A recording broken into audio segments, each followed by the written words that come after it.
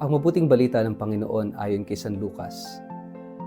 Pagkatapos nito'y lumabas si Jesus at nakita niya si Levi, isang maniningil ng buwis na nakaupo sa tanggapan ng buwis. Sinabi sa kanya ni Jesus, "Sumunod ka sa akin." Tumayo nga si Levi, iniwan ang lahat at sumunod kay Jesus. Si Jesus ay hinandugan ni Levi ng isang malaking handaan sa kanyang bahay. Kasalo niya roon ang maraming maniningil ng buwis at iba pang mga tao. Kaya't nagbulong-bulungan ang mga Pariseo at ang mga kasamahan nilang tagapagturo ng kautusan. Sinabi nila sa mga alagad ni Jesus, "Bakit kayo kumakain at umiinom na kasalo ng mga maniningil ng buwis at ng mga makasalanan?" Sinagot sila ni Jesus, "Hindi nangangailangan ng manggagamot ang walang sakit, kundi ang may sakit. Hindi ako naparito upang tawagin ang mga matuwid, kundi ang mga makasalanan upang sila'y magsisi." Ang mabuting balita ng Panginoon. Word of the day, hear what God has to say. Mapagpalang araw po sa inyong lahat. Kumusta po kayo? Ang ating word of the day ay vocation. May mga sandali sa buhay na tila ordinaryo. Ngunit kapag binisita ng Diyos, nagiging makasaysayan. Isang araw habang si Levi ay nakaupo sa kanyang pwesto bilang maniningil ng buwis, dumaan si Jesus. Walang mahabang sermon, walang paliwanag, isang maikling salita lamang ang binitiwan, "Sumunod ka sa akin." At iniwan ni Levi ang lahat, tumayo at sumunod. Sa tagpong ito, isang salita yung bumabalot sa buong mensahe, vocation o tawag. Galing sa salitang vocare, which means to call. Ang tawag ni Jesus ay hindi palaging dramatic, minsan ito'y tahimik lang, simple lang, minsan ito'y personal, minsan ito'y hindi planado.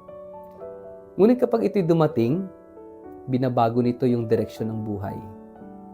Si Levi ay isang maniningil ng buwis, isang propesyong kinamumuhian ng marami. Siya ay simbolo ng pakikipagsabuatan sa mga mananakop at ng kasakiman. Ngunit sa mata ni Jesus, siya ay higit pa sa kanyang reputasyon. Nakita ni Jesus, hindi ang kanyang nakaraan, kundi ang kanyang potentials. Sa isang mas malalim na pagtingin po dito sa ating ebanghelyo, ito'y paalala na ang tawag ng Diyos ay hindi nakabase sa ating pagiging perpekto. Hindi tayo tinatawag dahil karapat-dapat tayo. Tinatawag tayo dahil minamahal tayo. Ang tawag ay hindi gantimpala sa kabutihan. Ito'y paanyaya sa pagbabago. Iniwan niya ang lahat, tumayo at sumunod. Ang tugon ni Levi ay radikal.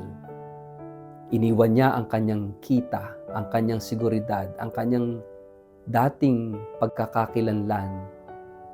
Ang tawag ay laging may kasamang pag-iwan. Hindi ka maaring sumunod nang hindi ka bumibitaw. Ngunit ang pagbibitaw na ito ay hindi pagkawala. Ito'y pagbubukas sa mas malalim na kahulugan. Pagkatapos sumunod, naghanda si Levi ng isang malaking handaan para kay Jesus. Naroon ang iba pang maniningil ng buwis at mga makasalanan. Doon, nagbulong-bulungan ang mga Pariseo. "Bakit kayo kumakain at umiinom kasama ng mga maniningil ng buwis at ng mga makasalanan?" Ang tawag ni Jesus ay hindi lamang para kay Levi. Ito'y para sa lahat ng itinuturing na malayo. Isinagot ni Jesus, hindi ang malulusog ang nangangailangan ng manggagamot, kundi ang may sakit. Hindi ako naparito upang tawagin ang mga matuwid, kundi ang mga makasalanan upang magsisi. Ang tawag ni Kristo ay tawag ng awa. Ito ay tawag na naglalantad ng sugat, hindi upang hatulan, kundi upang pagalingin. Sa ating sariling buhay, madalas iniisip na kailangan muna nating maging maayos bago tayo lumapit sa Diyos. Ngunit ang Ebanghelyo ngayon ay nagsasabing kabaliktaran. Lumapit ka muna at doon ka mag-ayos. Ang tawag ay hindi para sa mga walang kapintasan. Ito'y para sa mga handang magbago, handang mag-ayos ng sarili. May tanong din ito sa atin bilang simbahan at bilang mga mananampalatayang Kristiyano. Kapag may Levi sa ating paligid, isang taong may masalimuot na nakaraan, isang taong may reputasyong hindi maganda, nakikita ba natin ang kanyang posibilidad?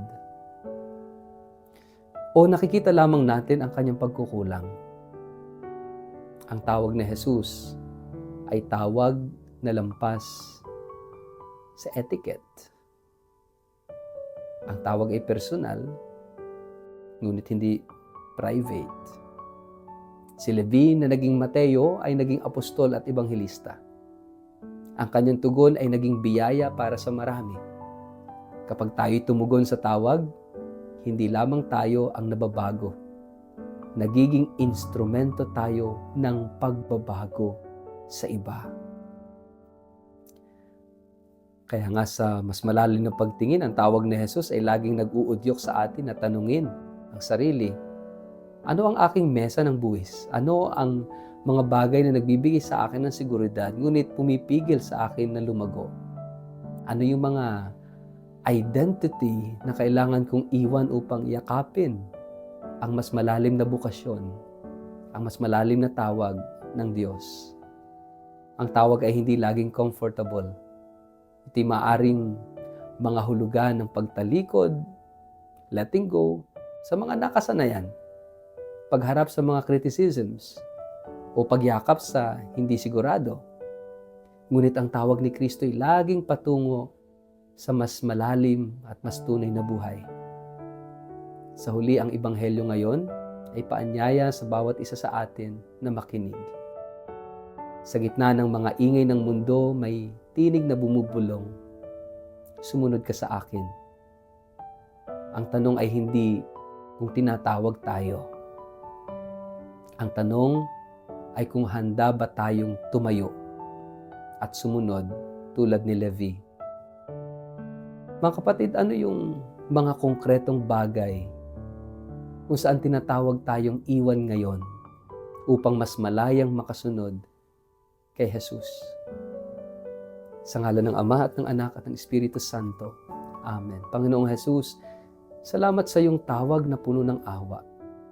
Tulungan mo kaming tumayo at sumunod sa iyo ng buong puso.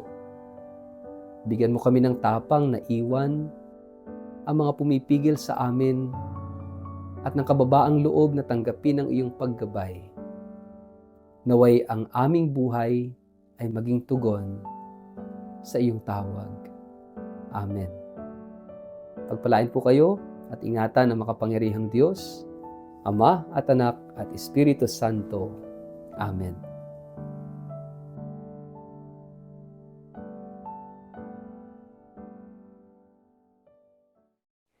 Isang paanyaya, isang paglalakbay ng pananampalataya, isang karanasang babago ng puso. Ngayong October 4 hanggang October 16, 2026, inaanyayahan namin kayo sa isang Holy Land Pilgrimage. Isang banal na paglalakbay sa Egypt, Israel, Palestine at Jordan. Samahan ninyo kami sa paglakad sa mismong lupang tinahak ni Jesus. Mula sa mga lugar ng kanyang kapanganakan, pangangaral, paghihirap, kamatayan, at muling pagkabuhay.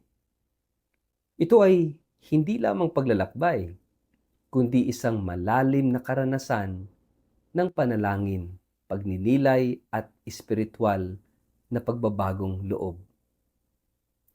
Ang pilgrimage na ito ay pangungunahan po ng inyong lingkod. Magiging kasama ninyo sa bawat hakbang ng panalangin, misa, at pagninilay sa mga banal na lugar ng ating pananampalataya. Huwag niyo na pong palampasin ang pagkakataong ito na maranasan ang banal na lupain, hindi lang sa isip, kundi sa puso. Kung kayo po ay tinatawag, kung nais ninyong palalimin ang inyong pananampalataya, baka ito na ang inyong panahon, ang inyong pagkakataon. Makipag-ugnayan po sa amin. Pwede kayong magpadala ng mensahe sa email sa inquiry@tobiyahe.com, mag-text o tumawag sa 0917-317-4536. Holy Land Pilgrimage 2026. Isang paglalakbay ng pananampalataya, isang biyayang dadalhin habang buhay.